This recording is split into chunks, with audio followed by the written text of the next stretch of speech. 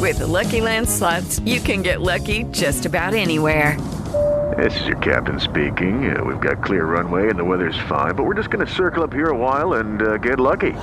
No, nothing like that. It's just these cash prizes add up quick. So I suggest you sit back, keep your tray table upright, and start getting lucky.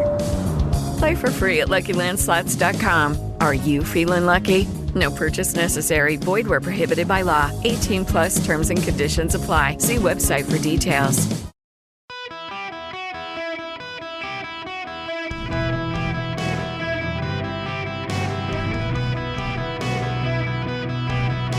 Welcome to the Eric Erickson Show podcast, Hour 2.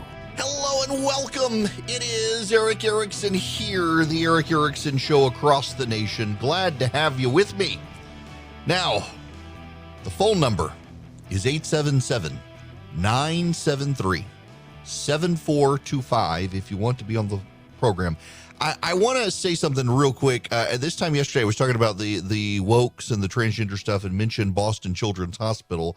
They apparently, there's a story out that they've had to beef up security after all of this came out about them and minors. Now, they deny that they perform these sort of gender reassignment, sex change surgeries. They call them gender affirming surgeries on anyone under 18. The Libs of TikTok account has some documentation that apparently they may have changed stuff on their website to reflect that wasn't clear ahead of time.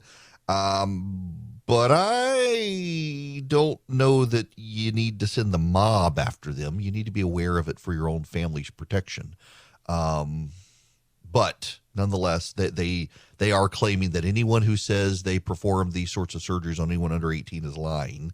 And so I want to make sure, having spent time on the story yesterday, to tell you that's what they say. Others disagree with them. The PolitiFact people agree with them, but then I don't put much stock in PolitiFact. That's not, however, what I want to talk about in this hour. We need to talk about inflation because it's not good. Before I talk about inflation, though, I'm going to shake things up. Something I was going to not spend a lot of time on, I want to spend more time on. So we'll get to inflation. But first, let's talk about the Black Hammer. I didn't know the Black Hammer was a thing. Have you heard of the Black Hammer? It's a political party, apparently, or some such. It's an extremist group that preaches violent revolution against the United States government. It is a black nationalist movement. It's under investigation by the Federal Bureau of Investigation and a local police department in Georgia, Fayetteville, Georgia Police Department, on charges ranging from weapons offensive and narcotics to kidnapping and human trafficking. Now, here's what I find notable on this. In the Atlanta Journal-Constitution, they have this story. Now, I want to read for you this, and you need to listen to this. You need to pay attention to this. A federal indictment unsealed in Tampa, Florida, implicates Romaine, one of the individuals involved with the Black Hammer Party, and the Black Hammer Party, in an alleged scheme by a Russian citizen with Kremlin connections to sow discord in the United States by paying fringe groups to protest and involve themselves in local politics. The indictment includes groups in Florida and California, as well as the Black Hammer Party, an unindicted co-conspirator to the plot. Have you heard about this? Have you heard about the Black Hammer Party? Not the Black Panther Party, the Black Hammer Party. a black nationalist group calling for a violent revolution against the United States that is an unindicted co-conspirator in a case involving a Russian citizen with Kremlin ties funding fringe groups in the United States to protest and involve themselves in local politics. Have you heard about this? Because I assure you, if this had been a right-wing militia group, it would be on the front page of the New York Times. If this was a right-wing fringe group, it would be all over MSNBC and CNN, ABC, CBS, NBC, PBS, and the White House would be denouncing it. They'd be having a special press conference to tell you all about it. But it's a black nationalist group. So I bet you haven't heard of it. I bet you haven't heard of the story. Let me get into some of the details here. Fayetteville Police gang investigator Diana Snyder testified she's been investigating the organization for several months since she read a newspaper article about the group earlier this year that revealed they had moved their base of operations to the suburbs. She was contacted by the FBI, opening its own investigation into the group. The investigation involves possible crimes involving firearms, narcotics, kidnapping, and sex trafficking, just to name a few. The group has been under surveillance by the FBI, which was monitoring its recruitment and that's your cue to listen to this part. Arming homeless men as a security force and strong-arming college students for donations while panhandling near Woodruff Park in downtown Atlanta. The testimony came during a lengthy hearing on charges stemming from a separate incident that involved a 911 call on July 19th from the group's home. A person called authorities claiming he had been kidnapped by the group and was being held at gunpoint in a locked garage. Black Hammer leader Augustus Claudius Romaine Jr., 36, known as Gazi Kadzo, and a top lieutenant, Xavier Kino Russian, were arrested and charged with kidnapping, aggravated assault, false imprisonment, conspiracy to commit a felony, and taking part in street gang activity. In addition, Romaine was charged with forcibly sodomizing one of the victims. Something Snyder claimed her investigation revealed was a pattern of behavior by the erratic group leader who used sex with him as a method of obtaining rank within the organization. While the conspiracy charges were dropped at the request of prosecutors, Magistrate Judge Dunkelberger bound the two men over for trial on the other felonies without a bond. Good for the judge. But prosecutors face hurdles. The alleged victim of the assault would not speak to police. The other alleged kidnapping victim is homeless. The group claims on its social media is being attacked by federal authorities for its political activities.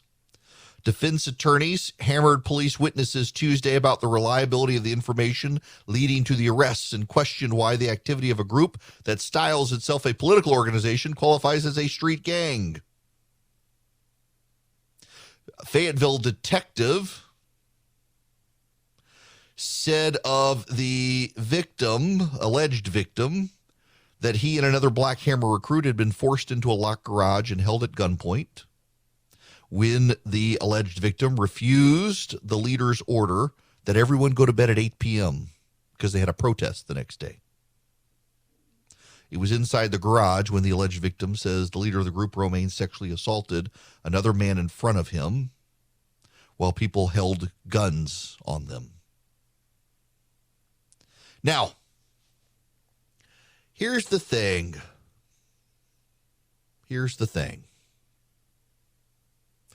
This is a group that wants to call for the violent overthrow of the United States government.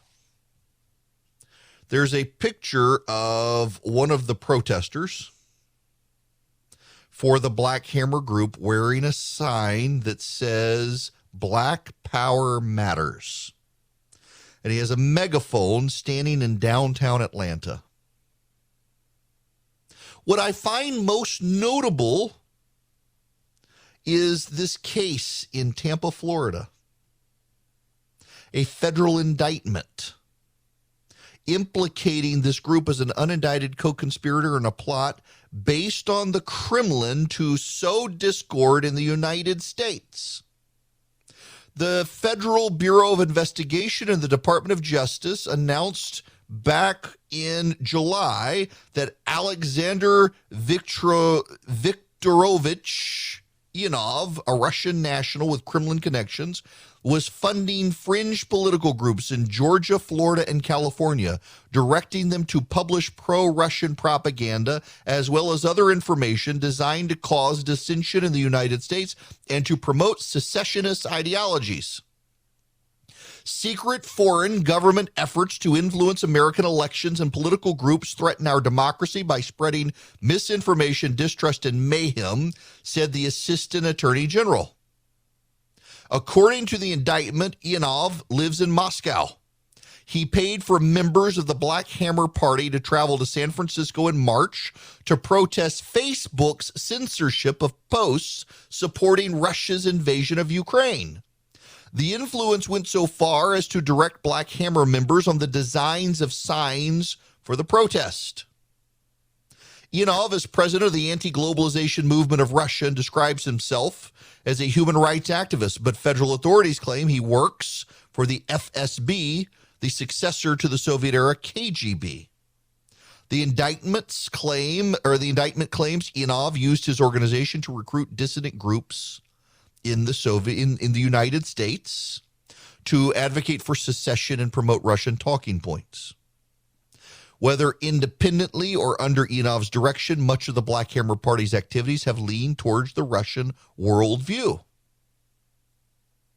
In addition, Kadzo, who's one of the leaders there, and the Black Hammer Party have protested against COVID-19 vaccines and announced an alliance with the far-right Proud Boys. Now, again, how much in the American media have you heard about the Proud Boys? You've heard about the Proud Boys and January 6th. You've heard about the Proud Boys at Charlottesville. When have you heard about the Black Hammer Party?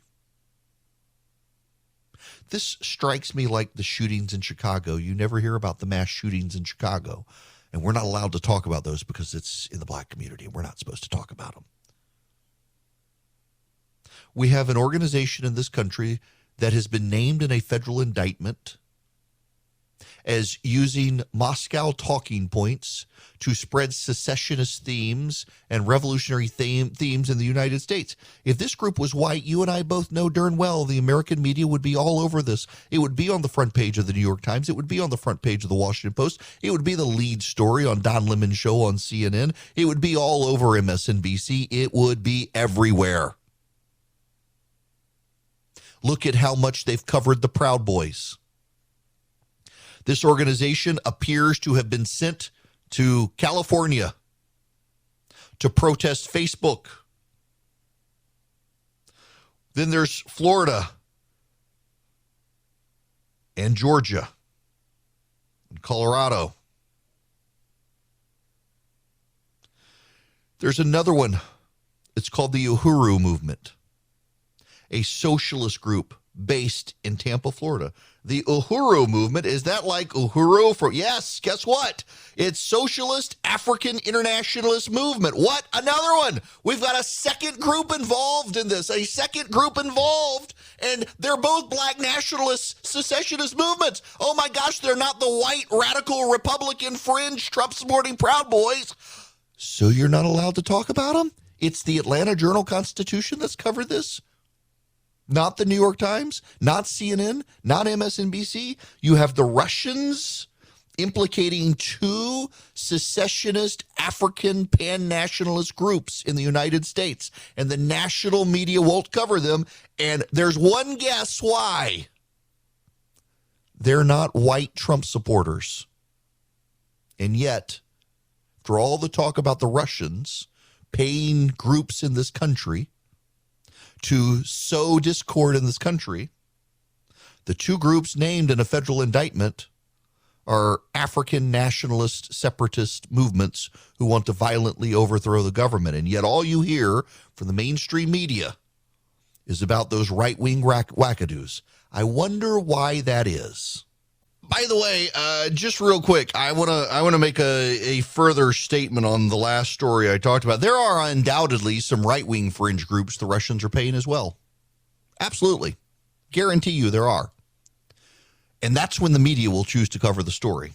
It would absolutely be national news the moment a right-wing fringe group is found to be getting money from Russia. But these are two militantly anti-American black nationalist groups, and the media is not going to cover those. And you and I both know that it has everything to do with the race of the groups, which is just ridiculous. Now, to the phones. TJ, you're going to be up next. Welcome to the show. Hello. I'm thrilled to talk to you. Thank you. Wanted to thank you first for making me laugh, making me think, and overall making me act. I actually retired from my job recently. I worked for a very large university in the Central Florida area, and there was an edict put out that you were required to post your pronouns on the university's directory website, which is available to staff and the public. Mm-hmm. So I posted mine as American and constitutionalist, and I was quickly told that that was unacceptable and those were not considered pronouns, and I gave my 2 weeks notice the next day because that was kind of the end of the overall last 2 years of crazy. Good grief. The other thing that you have encouraged me or inspired me to do is a neighborhood group that we formed that we call RAD, which is Random Acts of Decency. I really believe that you have inspired, hey, it's not just about kindness, it's about decency and being that person that is a catalyst. So today we went to the local early polling location where there is a line of people out front with signs for every possible candidate. We have a lot of 6-person primaries right now in both sides of the ballot. And we handed out popsicles, those red, white, and blue popsicles, to all the people standing there with signs. With a little note that said, regardless of who you are supporting, you are the active example of our founders' vision. Oh, that's fantastic. That makes me happy to hear. Thank you so much for sharing. And just know that you were the catalyst. Well, thank you. Thank you very much. I got to let you go there because I got to do the ad read, but I appreciate that. Makes my day. I tell people all the time, I've got a dog in the fight. I got my views on who I wish you would support, but just participate in the process, even if I disagree with you. Participating and just being decent to other people who disagree with you is part of what we're supposed to do as Americans. The other side is not your enemy. They just disagree with you. Welcome. The phone number is, as the voice said, 877-973-7425. A housekeeping note for those of you in the metro Atlanta area listening on my flagship station, WSB. Governor Brian Kemp is going to sit down with me at 3:06 p.m. today on WSB, preempting Sean Hannity on WSB. He couldn't join me during these 3 hours nationally, so I was able to preempt Hannity today. So stick around. I'll have 4 hours on WSB today. For everybody else, though, we got to talk about the inflation story here. I want to actually play you a couple of clips of audio. First of all, this is Brian Deese from the White House.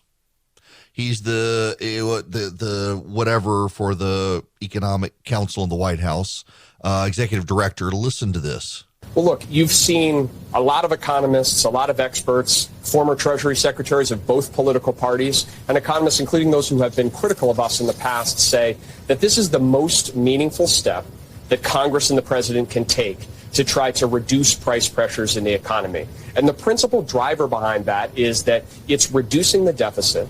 So it's complementary to what the Federal Reserve is trying to do, at the same time that it's actually providing those direct savings to consumers. And so, look, there are different models that show different magnitudes of impact. But one place I would say that I think most models underestimate is on the energy side.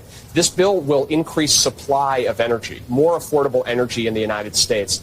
And the easing of price pressures that will happen in the economy when we have more secure supply, more reliable supply, and lower cost supply of energy, that filters through not only to household balance sheets, but for companies and investment, our industrial production in the United States. So this bill is doing the sensible long-term reforms that we need, like on energy and prescription drugs, but in a way that moves us in the right direction on inflation in the short term as well. Moves us in the right direction on inflation. Actually, there's no group in America that says that. Jeffrey Sachs was on CNBC earlier today. For those of you who don't know who Jeffrey Sachs is, he is a pretty famous American economist. He is a big advocate of sustainable development, among other things. He is widely respected in the world. He is Keynesian, which means he's a demand side liberal economist. He's not a conservative. And this is him on CNBC. Let's talk about the impact on prices. Democrats probably got this bill passed because in part they called it the Inflation Reduction Act. Is that just a marketing tool, or will it have an impact on prices coming down? Completely marketing tool. This is that was a title that seemed to work better than Build Back Better, and so they went with that. But the inflation we're experiencing now is not addressed at all in this legislation. There are perhaps some cost containments down the road in a few years on some drug prices, which will be helpful. But basically, this isn't about inflation reduction. That's marketing because we have inflation. Where's the inflation coming from? From the dislocations in the world economy and the Fed back in 2020 pumping up the money supply in response to the pandemic and the other dislocations. And now we have the war, the sanctions, we have the tensions with China. We've really ginned up a bit of a mess, and this legislation doesn't address that at all. So that's just a title. It's not really about inflation reduction. It may have some tiny effects down the road, but nothing substantial, nothing real about our current inflationary challenges. Oh, nothing really to do with inflation. Well, you know who else seems to agree? Joe Biden. He signed the legislation into law. Listen to how Joe Biden covered his Inflation Reduction Act. This new law also provides tax credits that's going to create tens of thousands of good-paying jobs, and clean energy manufacturing jobs, solar factories in the Midwest and the South, wind farms across the plains and off our shores, clean hydrogen projects, and more all across America, every part of America. This bill is the biggest step forward on climate ever.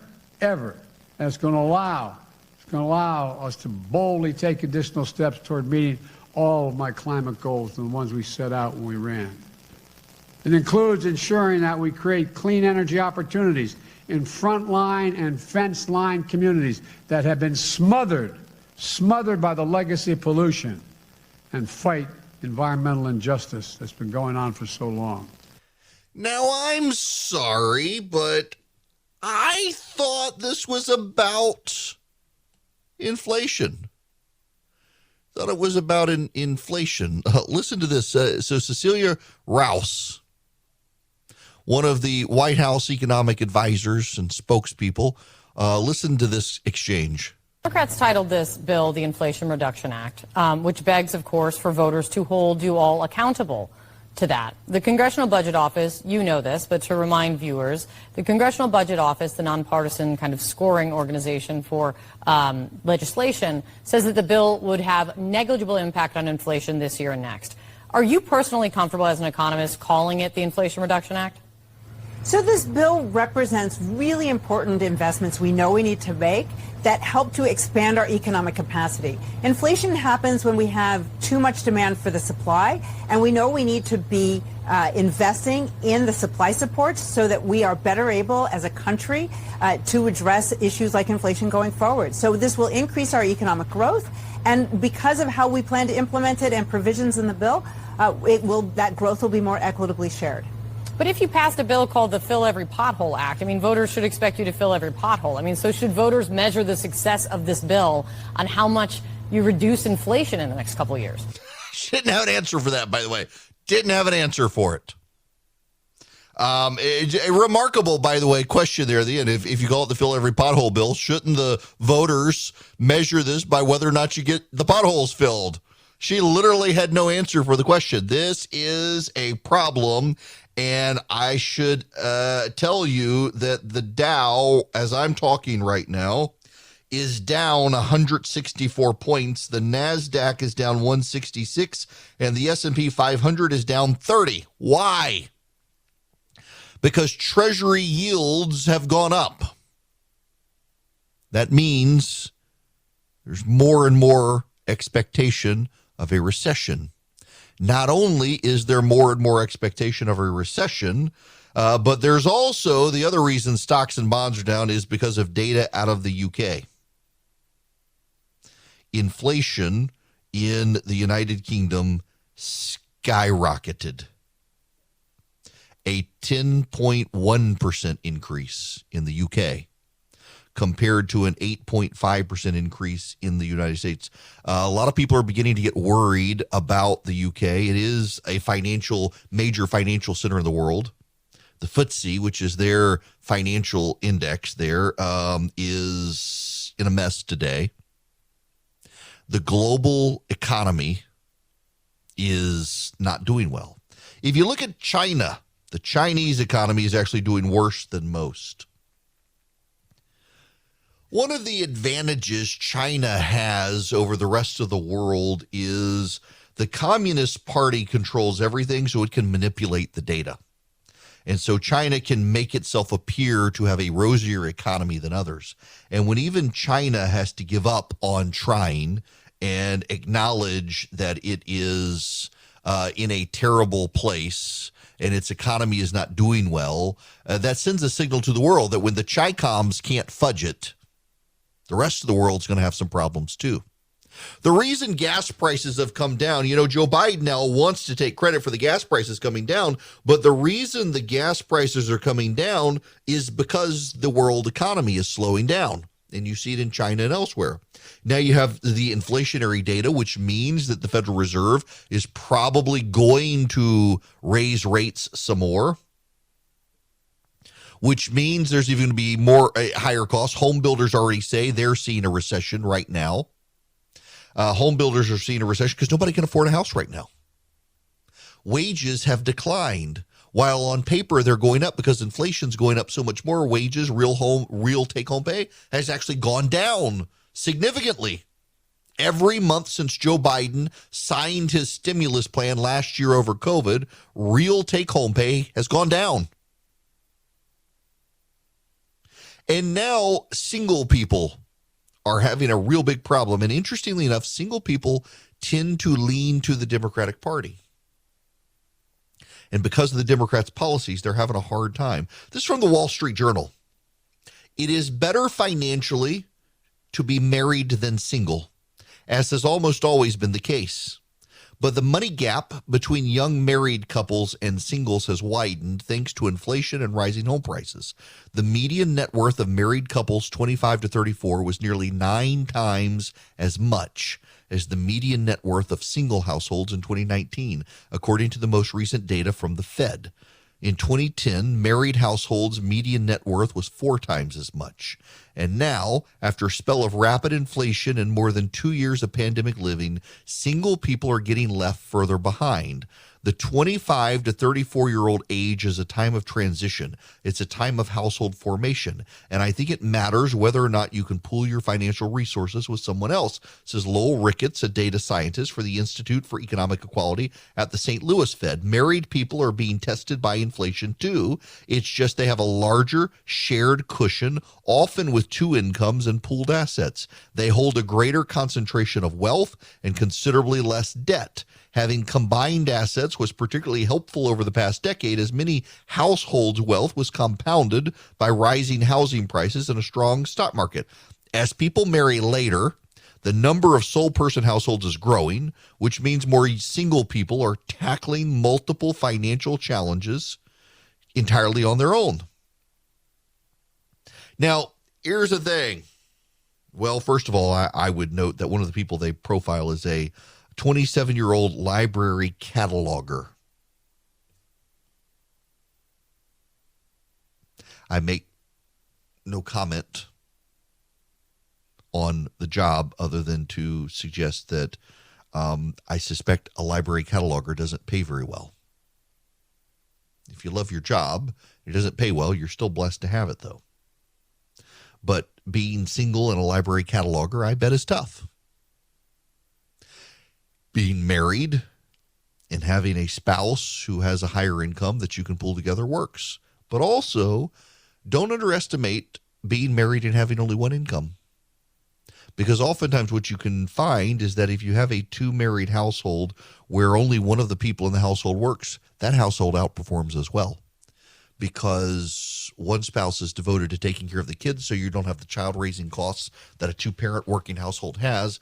My wife actually wound up deciding to stay at home in large part because we realized that we were paying as much as she brought home for daycare. So why bother paying for daycare when she could be home with the kids?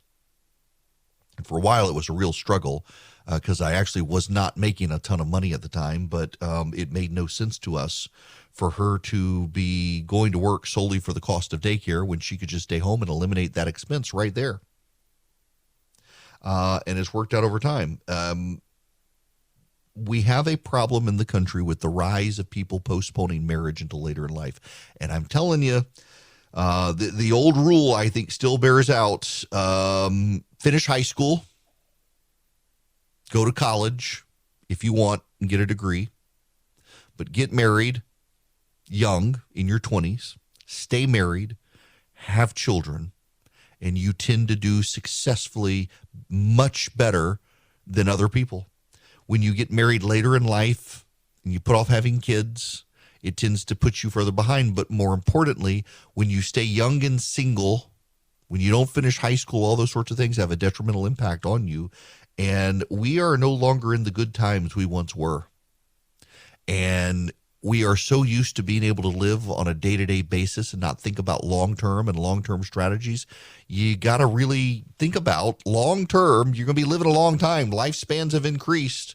What are you going to do to put yourself in a good position? And honestly, it's get married, stay married, have kids, make sure you've got your degree from high school, get a job, hold a job, build your business, build your job, build your career, build your resume.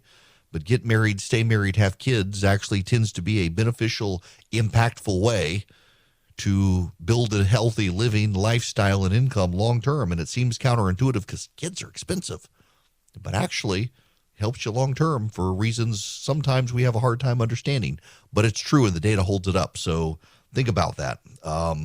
Married couples right now doing far better dealing with inflation than single people. And also, by the way, if you're a married couple and you have single friends, invite them over for dinner. They're struggling right now. Don't invite them over to set them up for a date. Just invite them over for dinner. You got single friends who could use the help right now. Seriously. Now, Jim, you were telling me something. Eden Pure, that's right. I didn't have it pulled up to tell you. I had to tell you about the Eden Pure thunderstorm. So I had to talk to Jim, the voice you never hear, but the man who knows everything. Now, the Eden Pure thunderstorm, it is the air purifier that I use. Now, I got to be honest with you. I don't necessarily use mine just for pollen and dust and mildew and mold and bacteria. It does those things. But where I really use the Eden Pure thunderstorm is odor elimination. And that's why I keep one in my suitcase. I've got my travel bag, and there is always an Eden Pure Thunderstorm in there because I have had multiple experiences. If I go visit my family or something, traveling a lot, and I rent a rental car and someone's been smoking in it, or they've had a pet in it, or I go to a hotel room in an old building and it's musty, fire up the Eden Pure Thunderstorm and it just wipes out the odors. It does so good at this. You can get 3 of them for less than $200. So you have one for your travel bag, you have one for your basement where it gets that musty smell, one for your kitchen or upstairs, and they just work. Less than $200, you get 3 of them. You go to EdenPureDeals.com and you put in the discount code ERIC3, ERICK3.